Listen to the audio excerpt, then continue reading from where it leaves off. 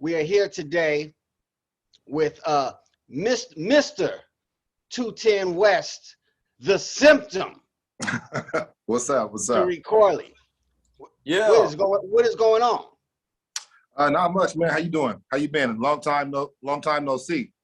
Yes, definitely been a long time. A decade and some change.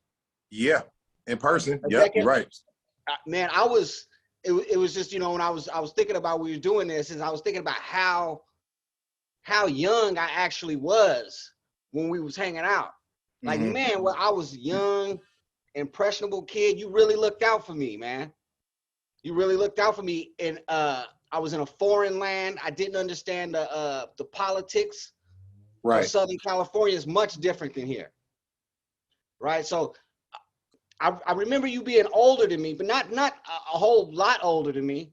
Right. I think I have like four years on you, something like that.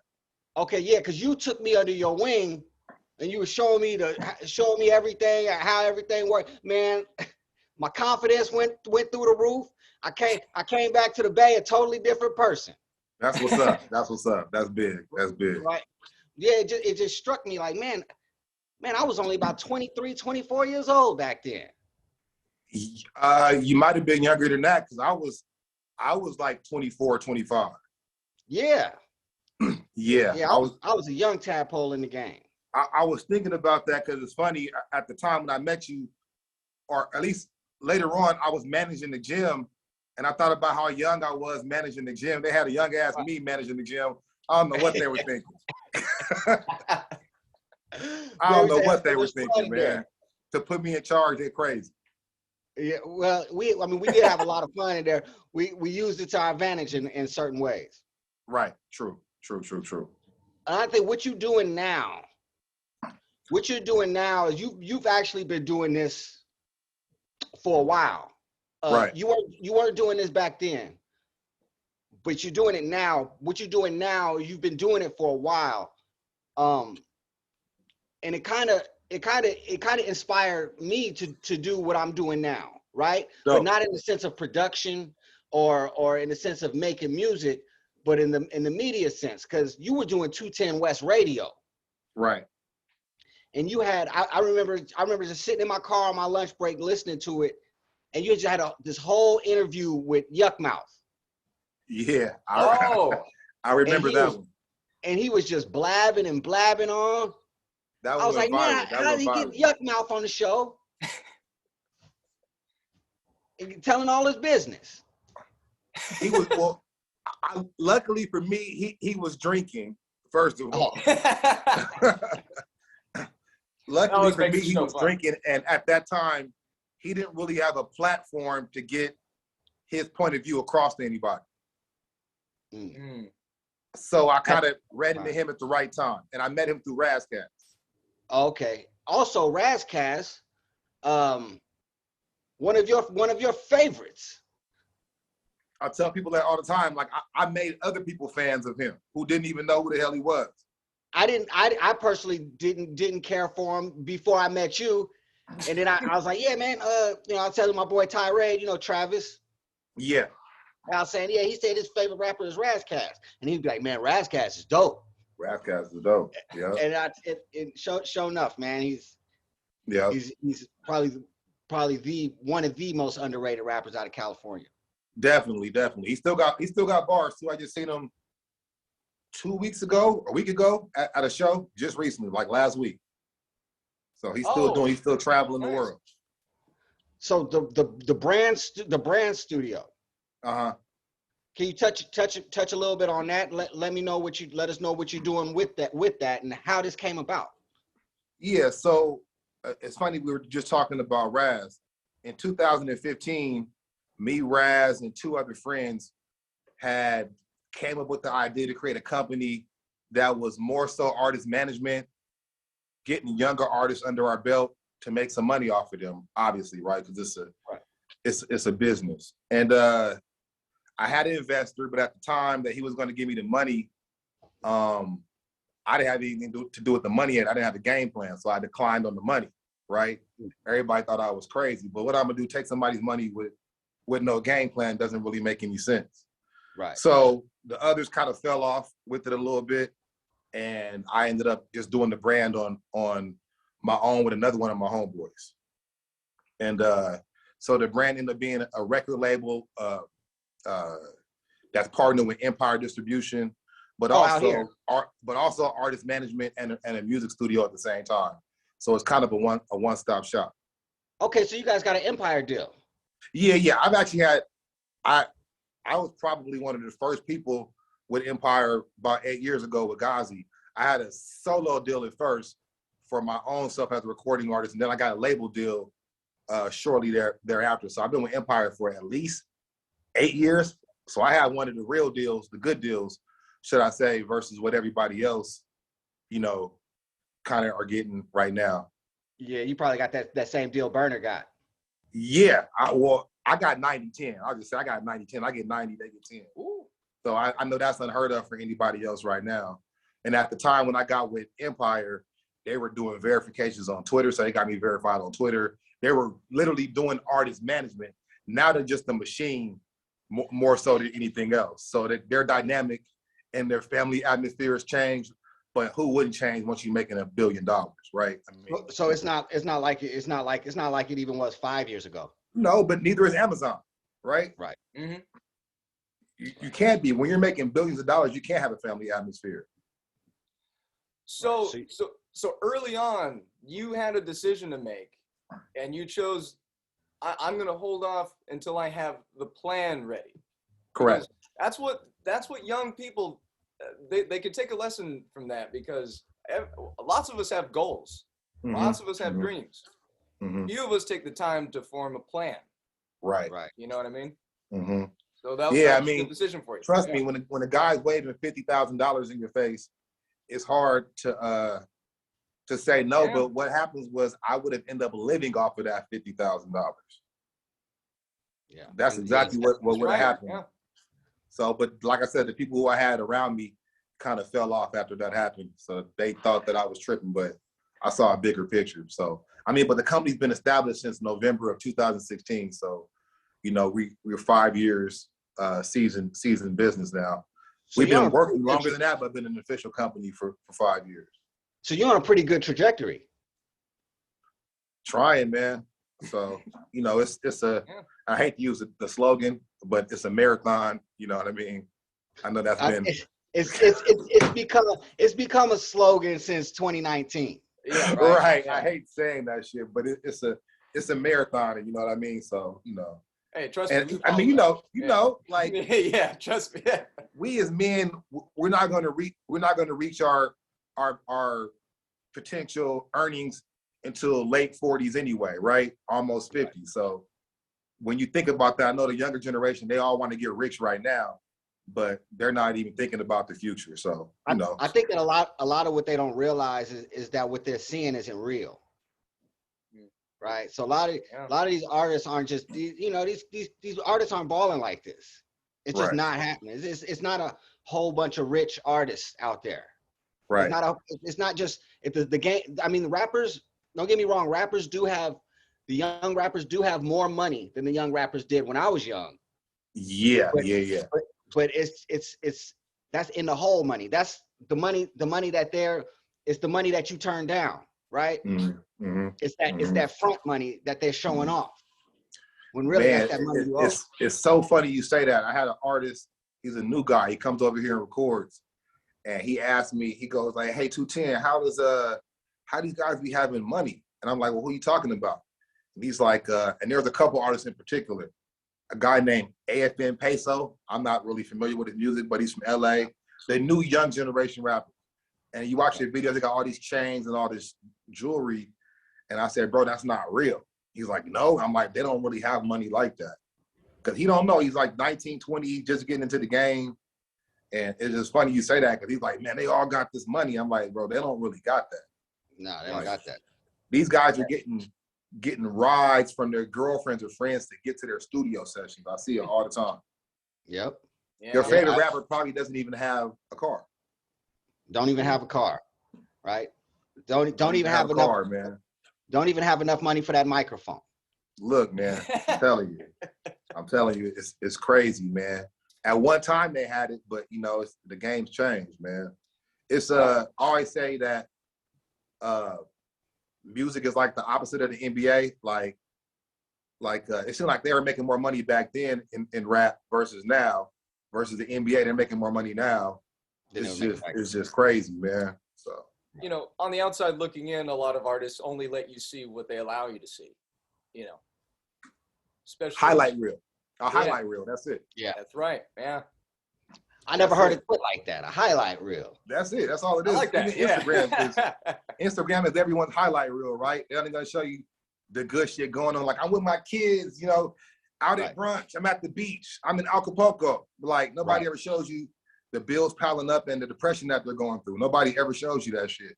Or the issues they're having with their child's mother when they can't see their kid. They don't show you that shit, man. So people are competing against other people's highlight reel. You see everyone's best, and you're trying to be everyone's best because that's all you're seeing. And you don't understand. Sometimes you're in a better position than everybody else, man. It's crazy. Yeah. And with the production, when did that come about? I never remembered you being a producer. I wasn't, bro. Or even thinking of making beats. I wasn't, man. Simple. The people who I were dealing with in the music industry I was trying to get beats from, they knew at the time that I was making decent amount of money, and they were trying to charge me an arm and a leg, right? For videos, for recording, for beats. So I just started making the beats myself, and I started shooting videos myself. So that's how I started shooting visuals and stuff like that too, just because I got tired of paying everybody else and just started doing my own shit.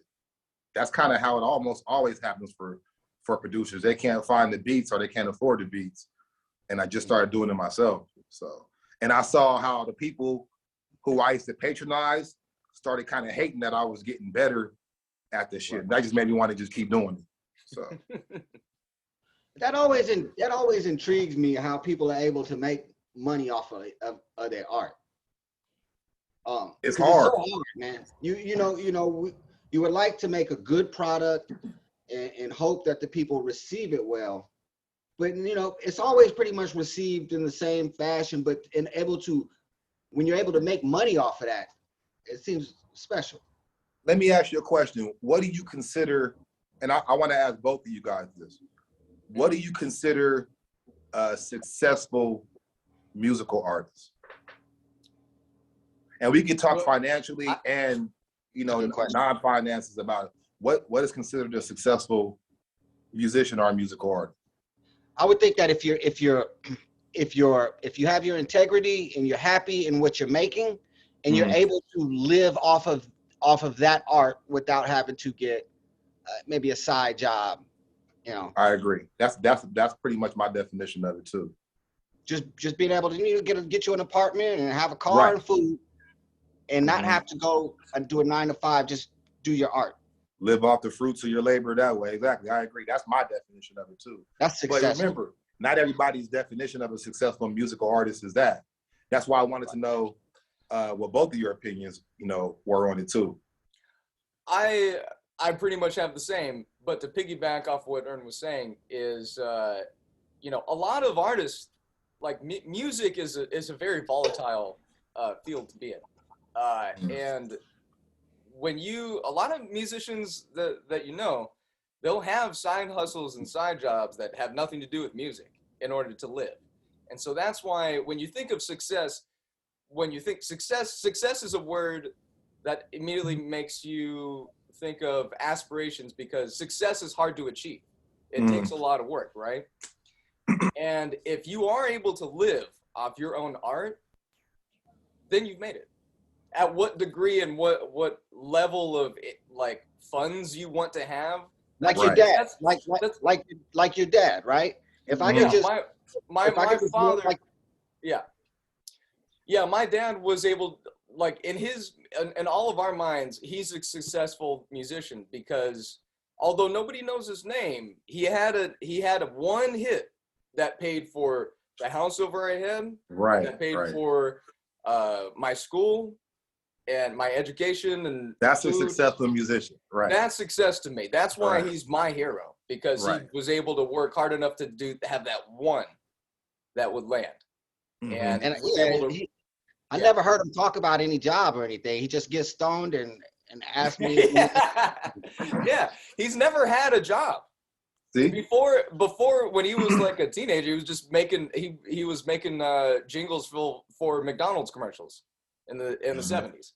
See? He's never had a job, and it just happens. Just keeps making music, touring, and then finally it just lands. But yeah, I mean that's all the definition of success for us. I think. That's now the average consumer and our average family members who don't know anything about the music industry think that if they don't know your name and they don't hear you on the radio, that you don't have success as a musician. Right. Oh, I got you know what I mean? And that's, that's the battle as a musician that you deal with on a day-to-day basis, right? Yeah. Like there's a kid who, just in case he watches this, there's a kid who works at the grocery store near me, right?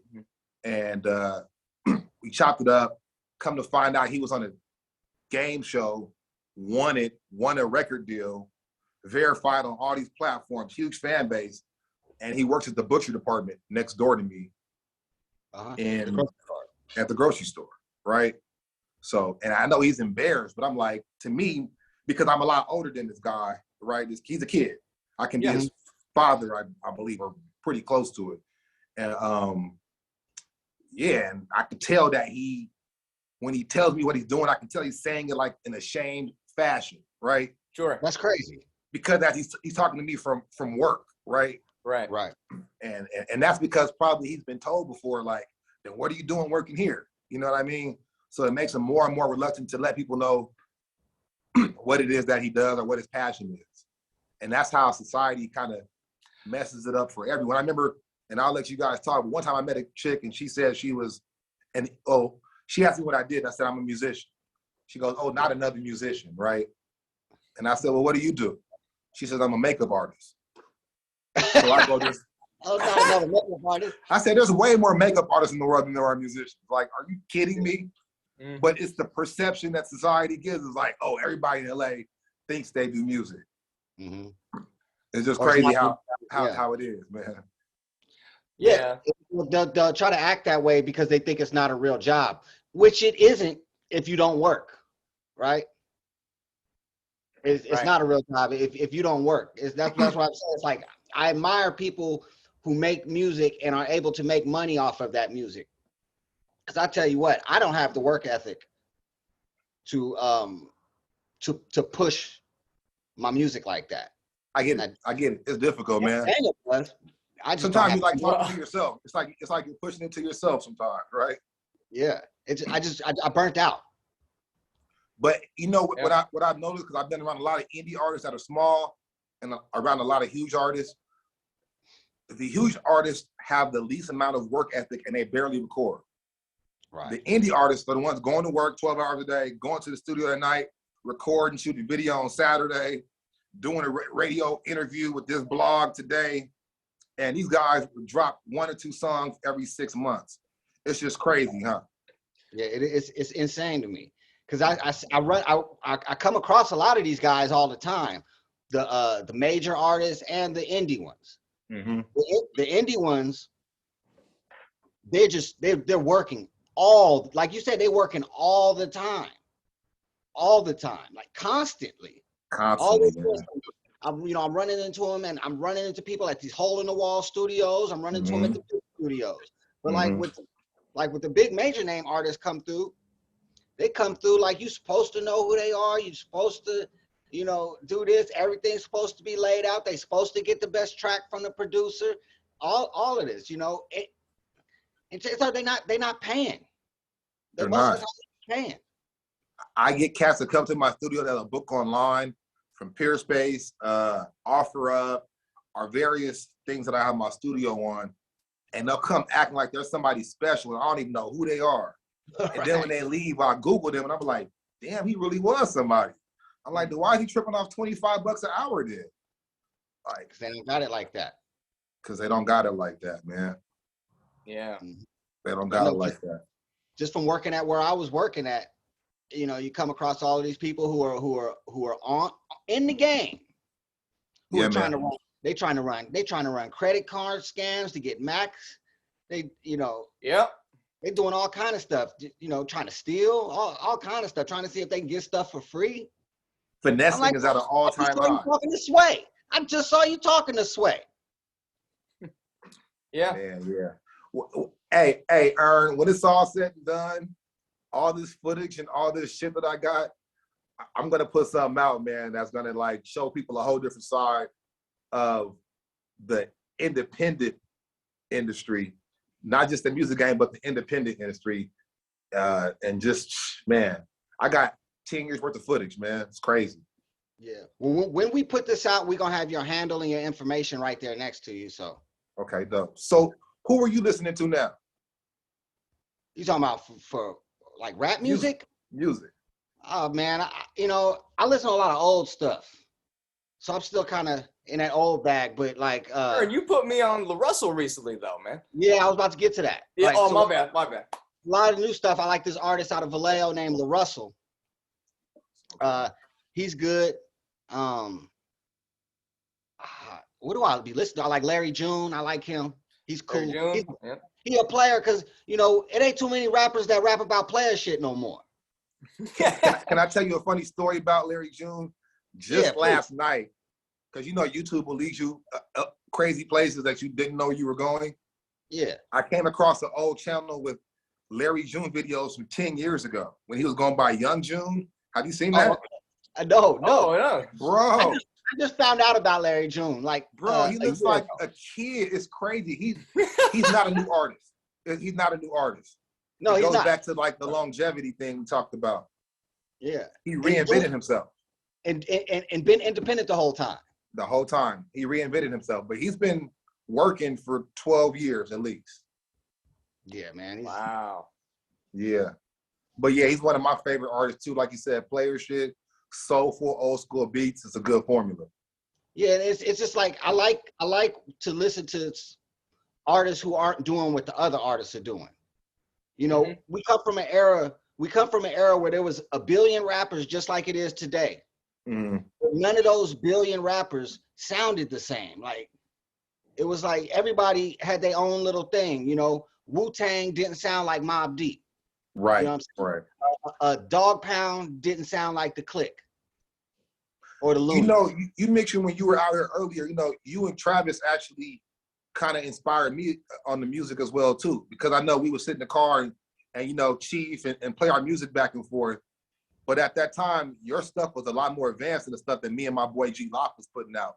We were kind of stuck in a certain era, and the stuff that you and Travis were putting out back then, I think I still have one of the CDs actually that you had left in my car at the time. CD. What do I have? A Mustang? CDs, compact disc? Mustang at that time? Nah, man, you had a Scion. Oh, the box. Yeah. Yeah. Your boy Kyle had one of those. Mobile right there. Yo, them things is big on the inside. Man, that's what I always tell people. That shit is like a spaceship. You got space on the inside. Yeah. Okay. So yeah, that for sure was 2004 to 2005. Yeah. Yeah, for sure. Based off of the 2005-ish, based off of that car when I had that, because that was short-lived and shit. So you got any new projects coming out? I just dropped a project on my birthday 2 weeks ago. And what was that one called? It's called Lucia Harris. So what I normally do is name my projects after somebody, female African-American that most people don't know anything about. Yeah. So it makes people tend to go back and look her up.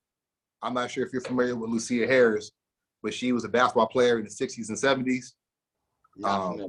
Yeah, she's one of the best basketball players. And believe it or not, the Utah Jazz actually drafted her. I know it was more of a publicity stunt, if anything, but she was technically considered the first female to be drafted into the NBA. So LeBron James is going to be doing a documentary about her pretty soon. So okay, I'm actually ahead of the curve. As soon as I dropped the album, I saw that the doc is coming. That tends to happen. Yeah, and then another tip for indie artists: if you name your albums after somebody, actually no, we'll say that for something else. We'll say that for something else. Yeah. Keep that one for a second. Yeah, just know it's a method to my madness. My last album was called Asada Shakur, who I'm pretty sure you're familiar with.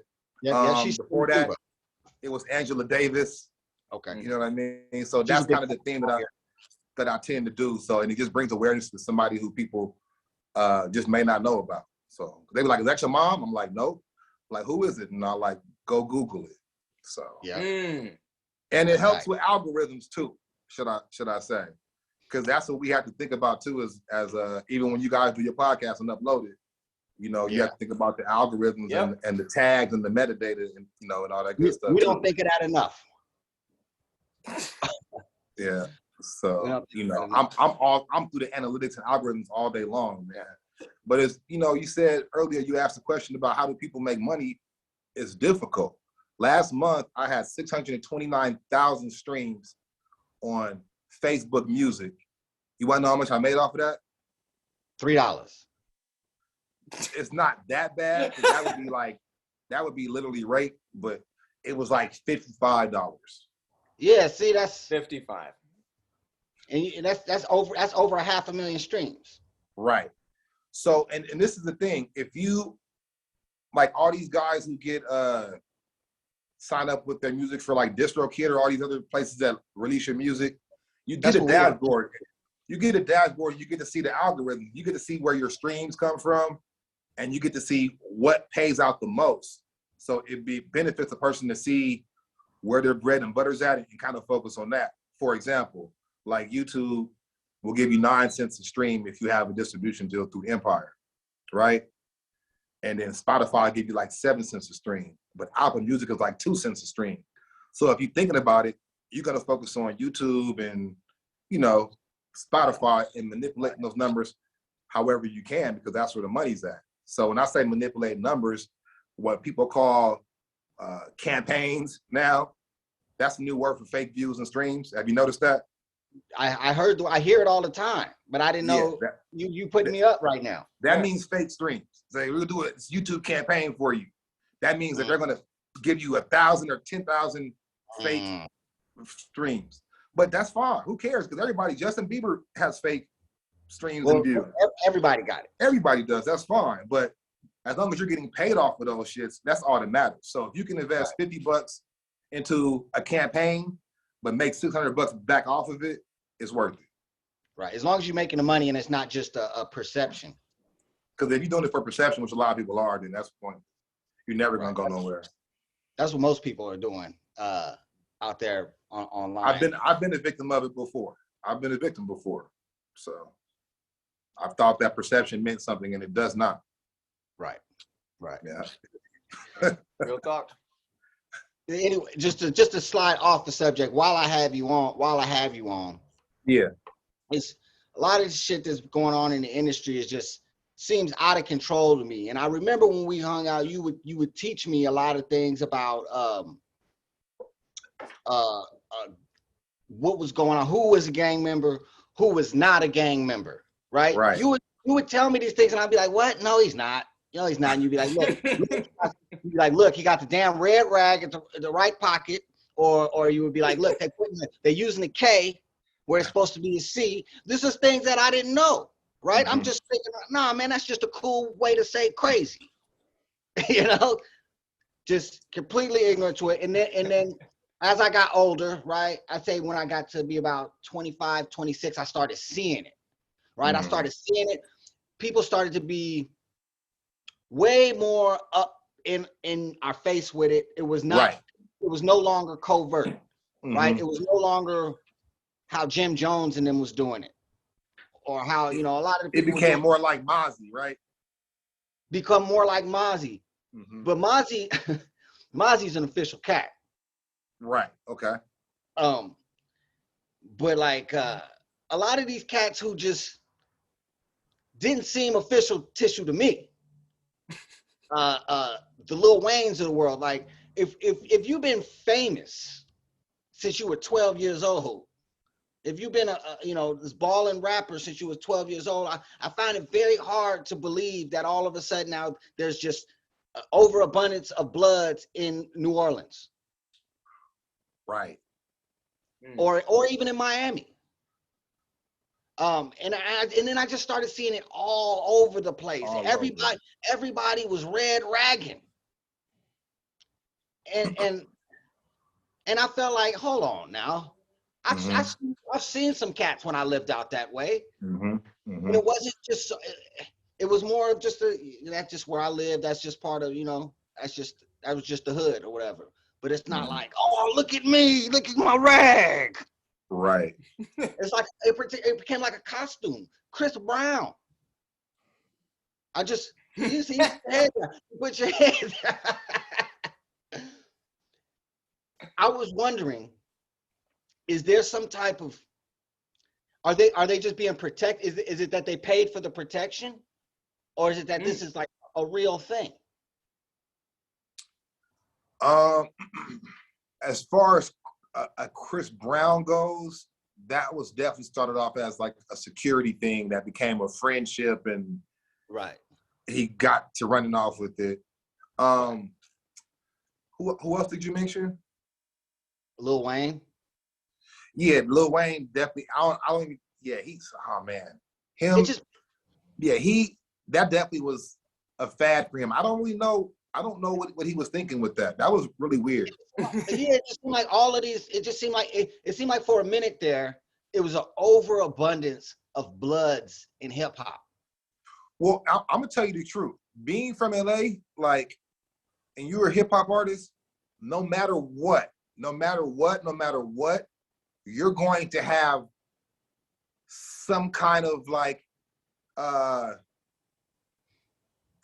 preference of blood or Crip if you're a rapper, right? Like, no matter what, you're not going to be completely like down the middle. It's just impossible because of where you grew up at and who your family is and what school you went to. So like, let's take a conscious rapper who everyone thinks is so conscious, which to me is crazy, but Kendrick Lamar. Yeah, I hear what you're saying. Like his first album wasn't conscious. He just said it from a point of view of like what he saw, not like he was doing it, but it's still the same content that the game has or anybody else has. But for some reason, coming from Kendrick, everyone thought it was a conscious album. Good Kid, Mad City. He's more well-spoken in his interviews and things like that. Right. But I'm like, look, he's talking about the same exact shit. It's just a third person point of view. Yeah. But anyway, let's take him. He's from Campanella. Pyro in Compton. Right. Yeah. He don't rap about it. I mean, but it's kind of known though. Right. And I'm saying you can't be. It's another artist I listen to, who's one of my favorite artists right now, Westside Boogie. You familiar with him? No, I'm not familiar with him. I'm about to check him out as soon as we get off the thing. He's on Interscope. He's actually Shady Interscope. He's on Eminem's label. Okay. He's dope. He's from Campanella, right? Those Reno and Blast cats that are popping right now, they from somewhere. I forget where from, but Blueface is from somewhere. YG is from somewhere. Who else? Draco the Ruler. Yeah, like, it's never really. It's not like, I guess my concern is about the California people. I get it. Okay. Where we're from, this is kind of just how it is. But my thing is like, the Virginians and the Louisianans and these people that are coming from these places, and you're like, hey man, what is with the flagging? Yeah. So Quando Rondo, you familiar with him? Quando Rondo, yes, from Chicago. Right. He's actually from Savannah, Georgia. But he was beefing with those King Von. He's the one whose boy killed King Von in Atlanta. Right. Now he's banging Rolling 60 Crit heavy, right? But he's not from back. But he's tied in now with Big U from out here. Like, so to me now I'm just starting to just be like, it is what it is, right?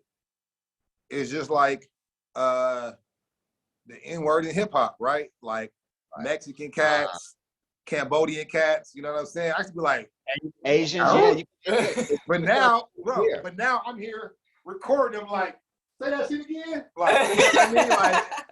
Like, this shit's changed, bro. So like, it just is what it is now. Like, who am I? Who am I? My little authority, in my opinion. No, it's not. It's just an opinion, right? Yeah, but like, so you it's say like crazy to Big me. U. So you say Big U gave, you know, Big U gave the Certified salute. They did a little podcast together because Big U Quando has a Rondo. podcast now. To Quando Rondo. Quando Rondo's podcast, they talking about like, you know, 60. They're like, he's like making it official. And I'm like, wow. So Is there anybody like Big U on the Pyru side? Is there anybody like that? So if I can say one thing really quick, Big U doesn't run the Crips. He just has a voice in his particular section, the 60s. So yeah, and it's like this politics. No side has neither side has a voice like that. Okay. Yeah, no side has it's a section. It's a section thing. And most gangs are so disorganized, most gangs don't even have one person that can even. I guess what you just said was kind of my point, right? Yeah, I'll be honest with you. You know what's organized are the Hispanic gangs, like your F-13s and your MS-13s and all that. These are the guys that are organized. 18th Street, they have a person that can be like, no, stop it, cease, boom. Yeah. But yeah, hey, but to answer your question, E, I don't like it, and I think it's kind of corny when they do that game banging, especially a talented guy like Chris Brown. That's like Michael Jackson. That's like Michael Jackson making Chris. Thank you. Thank you for saying that too. Instead of going Thriller, he's sea walking. It's just crazy, right? Like instead of moonwalking, he's crip walking. Like I see. When Bobby Shmurda got out of jail, Chris Brown had put out a post. He was like, "Oh yeah, welcome home, Bobby. Even though I'm blood, I can salute a real loc." I said, "Oh man, what the hell going on?" That tell you right there, right? That sounds crazy to me. Chris I don't Brown even know gangsters that talk like that. Chris Brown is from the boondocks of Virginia. He's not from Virginia Beach. He's not from Norfolk. He's from the boonies. He's from like where my family from. Yeah. They out there in the sticks, man. Yeah. He's from when you have kids, but when you have kids at 15 because there's nothing else to do. Man, they still eating pork and shit out there. You go to town to get some cigarettes. Hey, I appreciate you guys having me on, man. I appreciate it. Hey, we appreciate you too, man. We gonna have to do another one of these too. Yeah, for sure. Especially when we get into the thick of things with these sports, because I wanted to talk about how you still a Minnesota Vikings fan. Oh yeah. Still a Phoenix Suns fan. I am. I thought we had one last year, man. I thought it was a year, man. I did too. I didn't want to hit you about it because I didn't want to jinx it. Jinx it, yeah. People hit me like, it's your year. I'm like, shh. I didn't want to do that. Chris Paul's the curse, man. You might be. Chris Paul's the curse, yeah. Y'all was up 2-0. 2-0, man. Sick, man. Yeah, man, but I appreciate you. I appreciate you doing this. And we're gonna have to do another one. We're gonna center it around certain topics during the holidays. So if you could make some time during the holidays, for sure. We're gonna do another one of these. And make sure hairlines are part of that though, for sure. You know what I'm saying? I'm the the resident hairline specialist, man. And I'm not gonna be wearing a hat. I just got no cut. I just ain't got no fresh right now. All right, bro. Peace, man. Appreciate you guys. Hey, man, love.